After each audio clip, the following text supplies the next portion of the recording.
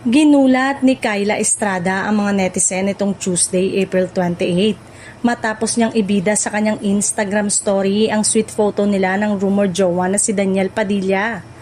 Makikita sa larawan ang yakapan at matatamis nilang ngiti na kuha pa sa mismong birthday celebration ng aktor. Matagal nang usap-usapan ang namumong espesyal na relasyon ng dalawa, lalo't ilang beses na silang nakitang magkasama sa iba't ibang okasyon. Kabilang narito ang pagdalo ni Daniel sa ika-30 kaarawan ni Kyla noong March, kung saan kinantahan pa niya ang aktres, isang eksenang lalong nagpaingay sa intriga.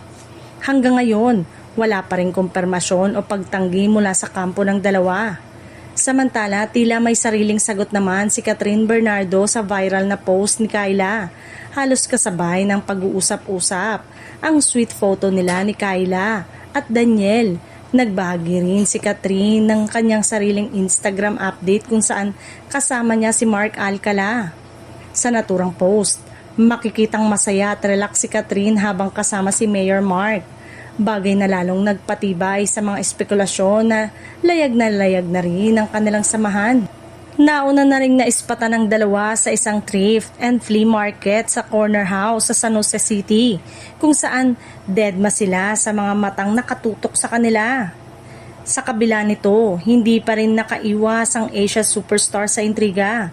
May ilang netizen ang nagbintang na sinadya raw ni Katrina mag-post kasama si Mark sa mismong birthday ng ex niyang si Daniel. Ngunit gaya ng dati, nananatiling tikom ang bibig ng aktres sa mga isyong ibinabato sa kanya.